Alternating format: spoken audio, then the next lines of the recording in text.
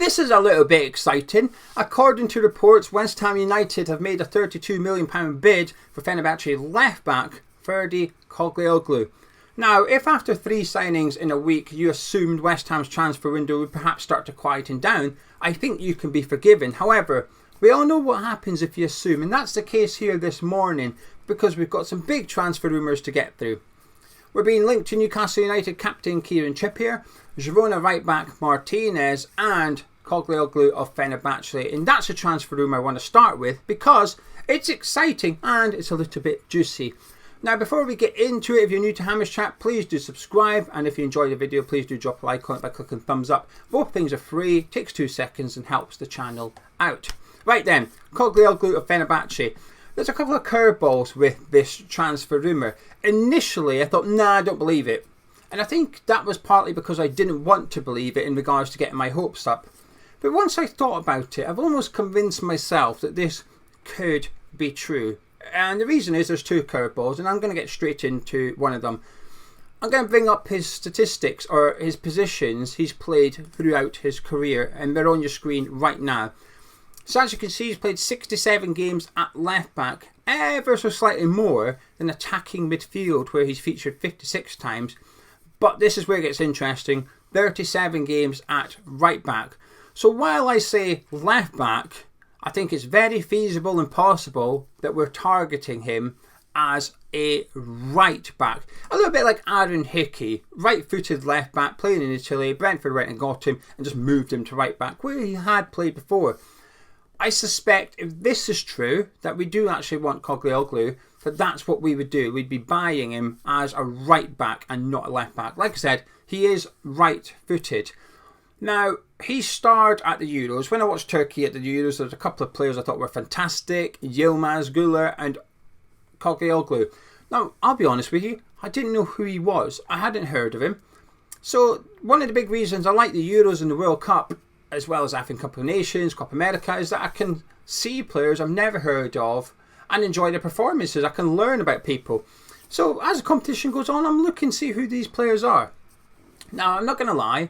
I had him in my fantasy league team from the start because people were recommending him. A lot of people that I like in terms of football were saying this guy needs to be in a fantasy league team for the Euros. So I had him in there, although I didn't really know what to expect from him.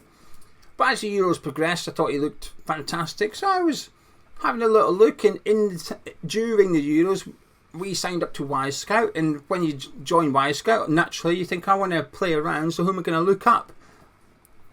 Kadıoğlu. So I was having a little look at his clips and whatnot, and he looked fantastic at the Euros, don't get me wrong. I think he was the second best left back because Cucurella for some reason turned into prime Roberto Carlos, but I think Kadıoğlu was the most impressive one for me just because I'd never really seen him play football before. He was fantastic. I went and had a look at clips, read some articles about him, became even more convinced that this guy was the next best thing at left back. I say next best thing, he's 24, he's young, but he's not young, if you know what I mean. So when we've been linked to him last night, I got a little bit excited. I thought, nah, can't be having this. And then I remembered about him playing right back. Well, 4 years ago, he was playing attacking midfielder. And then he switched to right back. And now he's predominantly a left back. However, still has some games for club and country at right back. He played right back last season for both Fenerbahçe and Turkey in the Euro qualifiers. So I just think if we do go after him, it's to play that role and not where he was featuring for Turkey during the Euro Championships. Now, what's the second curveball, I hear you ask? Well, some of you are perhaps asking. Thomas Souček. About a week ago, Fenerbahçe were linked to Thomas Souček. Obviously, Mourinho is manager there. You can see Mourinho enjoying Thomas Souček as a player. But the reports were that Mourinho wants Thomas Souček. Now, if this is true, and I appreciate this is a bit of a stretch, so take this part with a pinch of salt. If we do want Kadıoğlu and Fenerbahçe do want Thomas Souček, I think there's an obvious bit of creative accounting going on here. Now, in June, we've seen it between some Premier League clubs, Everton and Aston Villa, Chelsea, Aston Villa, where they were buying each other's players for inflated prices for PSR. Now we're into July and August, we're going past that PSR deadline. Between Premier League clubs isn't so prominent, however, it's still occurring between clubs. all you have to do now is look at what's happened with Atletico Madrid. They're trying to sign Julian Alvarez, they're trying to sign Conor Gallagher, this one in particular, they're trying to sign Conor Gallagher. Chelsea wants Samu. They're going to be inflating the fees, should we say, so both teams benefit from a PSR purpose. I wouldn't be surprised if West Ham and Fenerbahce were to do something here, assuming the interest is genuine, so that we would buy Kadıoğlu for 32 million. Because when I saw that price fee, I thought, right, okay, the spend up's been great. I'm glad we're spending money. However, we cannot just keep on spending money, because it's not even the board are being tight or anything like that. It's not even cash flow purposes. It is pure just down to PSR that we just cannot keep on doing this unless something's drastically going to change. And that would probably mean selling a star next summer in order to accommodate for this summer's spend up. Maybe even selling one this season. We'll have to wait and see. But something's going to have to give to accommodate the spending. So when I saw the 32 million fee, I thought, well, that just can't happen. That would take us up to about 150 million spend. That is a lot of money. And I appreciate we've already recouped some costs this window, but it still doesn't feel like enough. However, if Kadıoğlu was to come in for 32 million and Thomas Souček was going to go to Fenerbahce for 15, 20 million, I think that's a fair fee, between 15 and 20 million, roughly what we paid for him. Cash flow and PSR are different. Thomas Souček would actually be a good profit on the books of West Ham. Even if we sold him for the same price today, it would show as a profit on the books, this set of accounts. Good business for West Ham. In terms of Kadıoğlu, now listen, I've only seen him play the Euros. Okay, I've seen bits and pieces of his clips from when he was been playing for Fenerbahce. I've seen his statistics in possession, incredibly strong. Now, the important thing for this is when they do comparisons, they're not just comparing him to other left backs in Turkey. They're comparing him to full backs in the top leagues of European football. So, and he is up there. His numbers are really strong, and he's been compared to the likes of Kyle Walker of Manchester City. That's quite significant. His numbers look really good. The eye test looks really good, although very limited. It's hard to not get a little bit excited about this one and hope that it's true. But I do hope it's to come in and play right back, because I like Emerson left back, and I'm looking forward to seeing what Emerson can do. We need a new left back in 12 months' time, just not yet. However, incredibly versatile. So if Emerson's out, we can move him over to the left side and bring in Soufal. It wouldn't be a case of Creswell has to come in. It would be a case of, well, Soufal comes in now. As we've seen with his statistics, he can play further up the field. His assists are off the chart for a fullback. He's still racking them up even though he's been moved back. Well, you can see actually, you can see here 8 assists at left back in 67 games. Right back only the 4 assists in 37 games, but still it's good numbers, scoring goals as well. So in terms of his offensive data, it's very impressive regardless of which position he plays. Arguably, his least impressive data is when he played attacking midfield, where just 5 goals in 56 games. However, like I said, for the last 4 years he's been playing as a fullback, so he'd have been playing attacking midfield sort of in his teenage years there for a little bit of context. So, do West Ham actually want him? I hope so. But it's getting difficult to judge these transfer rumours, because when I seen us linked to Martinez of Girona, whom I'm not going to discuss, Gonzo did a video about him, truth be told, I don't know anything about him. Got linked to him, got linked to Kieran Trippier, and it's hard to determine if these are genuine or if they're just a little bit of a transfer rumour to get Manchester United to hurry up with Adam Wan-Bissaka, because that deal is dragging on. They're big in the nose. Fabrizio Romano, Dermesh keeps saying a deal is close, all parties are keen. But it does feel like, well, what's the struggle then? So these alternative right backs are expected, but whether they're true or not, I think it's become more difficult to work out because of the Duran and Füllkrug thing. So I'm not dismissing any right back rumours at this point because of what happened last week. I'm embracing them and taking them with an element of there's truth involved here. Now, what's important is the reports regarding Kadıoğlu came from the Turkish side of the media. So if it came out from West Ham's side to force Man United to hurry up, it would come out from a West Ham side of things. It would be Fabrizio, Plettenberg, Dermesh, ex-employee. It would be those that were saying, actually, West Ham want this right back. but it's not. It's come from the Turkish side of things. So unless West Ham have played this really good in terms of the rumour, I'm inclined to believe it, but I'm aware that there's a possibility it's that I want to believe it that's playing into it. But fingers crossed, I'd be excited about this one. But I will speak about Kieran Trippier. Newcastle United captain, we're being linked to him last night. A difficult one to take, this one. It's a difficult one to judge. I'm going to go back to January.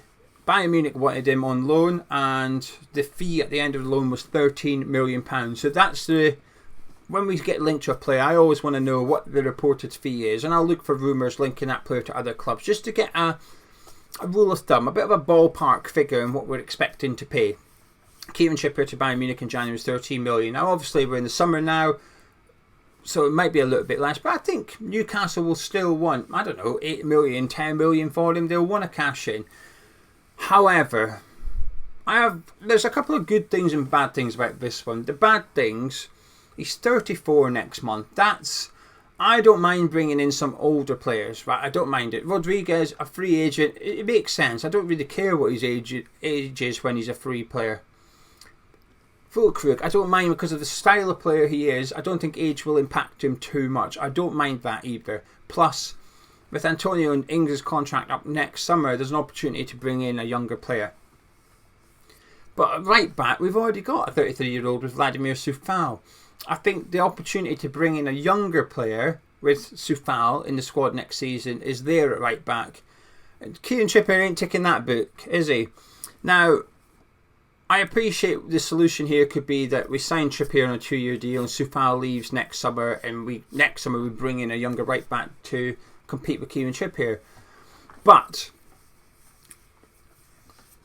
now, I don't think he had a really good Euros, but he's playing left back, so I'm dismissing Kieran Trippier's Euros. He looked fit, he looked up for it. In terms of his performances and his attitude, there was nothing wrong. It was just that he was playing out of position, and it really hindered England. But I don't really blame Kieran Trippier. That was on Gareth Southgate, so I'm going to dismiss his tournament.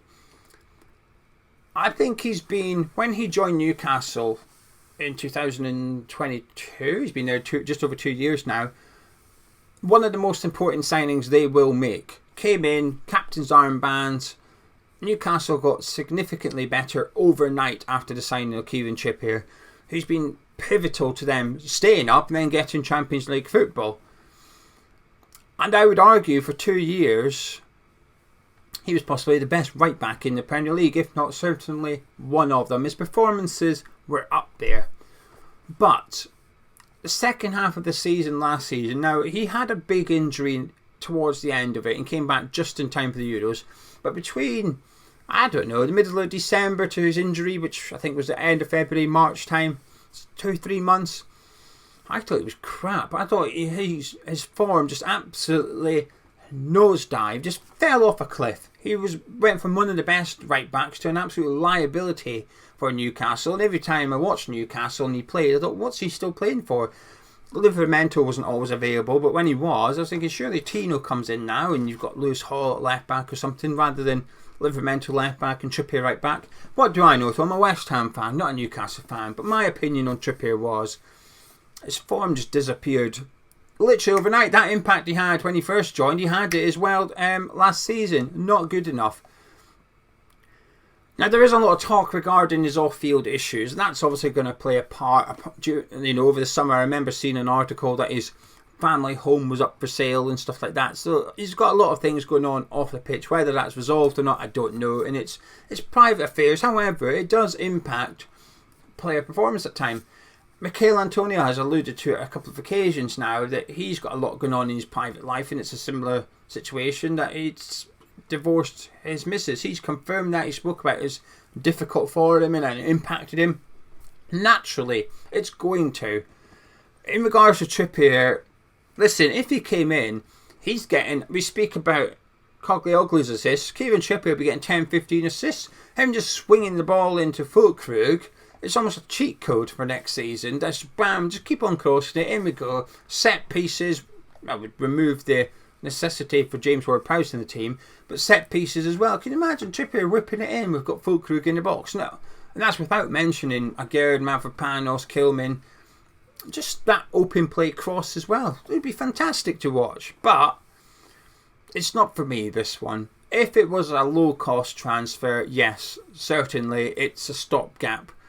But I don't think it will be. I think it will involve, like I said, around about, I reckon 8 million. I might even be quite optimistic at being that price and not more than it. Newcastle will want to cash in on their right back. I feel like he will leave this summer. I think he might have to, because it feels like he went a little bit sour in the last 6 months at Newcastle. And Livermento's there now. I think it's time that he was playing regular first team football at Newcastle United. So Trippier could be on his move. Even if he joined, listen, another leader in the changing room, it's not a bad thing. There would be a lot of good things about this transfer. But for me, it's a no. I've just got too many concerns regarding him. And like I said, 34 years of age as well. I don't mind 1 or 2 older players. But that's it. It's about balancing your squad. I think we've done that part. I'd like this right back signing to be as substantial as possible. Would Trippier knock Soufal out of the team? Yes, I think he would. But I think Soufal might win his place back eventually, going by what we've seen last season at St James's Park. I just think there's better right backs out there, but right backs with more longevity at West Ham United. Let's go get one of them. Kadıoğlu would be a sensational signing, but like I said, that's on limited viewings. However, even though you can't judge players based on what they do at the Euros, I thought his dribbling was fantastic. Under pressure, I thought he was insane. He did not mind being pressed, playing in tight spaces. His passing, his movement was really good. High energy. I loved what I've seen from him at the Euros. But I will always say this, and I am sticking by it. When people will say, how many times have you seen that player play? But actually, sometimes you only need to see a player play a handful of times to know that they're a really good player. And I'm applying my own logic here, but I'm applying it to my opinion of Kadıoğlu. I think he's a really good player, and I would love to see him at West Ham. £32 million bid apparently, but like I said, if we do get him in, I think it'll be to play right back and not left back. Anyway, I'm going to shut up and disappear. If you've enjoyed this video, please do drop a like on it. Subscribe if you're new to Hammers Chat, and I'll catch up with you later on this evening.